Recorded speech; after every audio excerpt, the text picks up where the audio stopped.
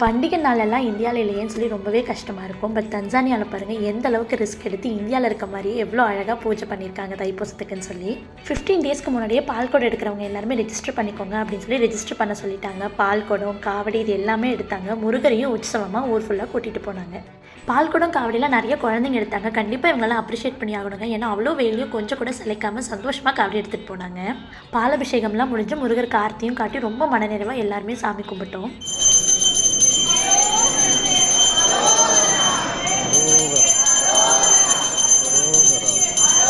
முருகருக்கு தனியாக ஒரு கோவில் கட்டணும் அப்படின்னு சொல்லி இங்கே இருக்க முருக பக்தர்கள்லாம் ரொம்ப நாளாக கவர்மெண்ட் கிட்ட கேட்டுட்டு இருந்தாங்க. ஃபைனலாக கவர்மெண்ட் நமக்காக ஒரு இடத்தையும் கொடுத்துட்டாங்க. இப்போ கோவில் கட்டி அது ஒரு கும்பாபிஷேக டேட்டையும் ஃபிக்ஸ் பண்ணி இன்றைக்கி பூஜையில் அதை அனௌன்ஸ் பண்ணிட்டாங்க. ஆக்சுவலி இந்த தைப்பூச பூஜை நடந்தது தைப்பூச அன்னைக்கு இல்லை, சண்டே அன்றைக்கி தரிசனம் இந்த பூஜை பண்ணிட்டாங்க. ஏன்னா குழந்தைங்களுக்குலாம் எக்ஸாம் நடந்துட்டுருக்கு அப்படிங்கிறதுக்காக 2 டேஸ்க்கு முன்னாடியே பூஜை பண்ணிட்டாங்க. வந்திருந்த எல்லாத்துக்கும் இங்கேயே அன்னதானம் அரேஞ்ச் பண்ணியிருந்தாங்க. எல்லாருமே அன்னதானம் சாப்பிட்டு வீட்டுக்கு கிளம்பிட்டோம்.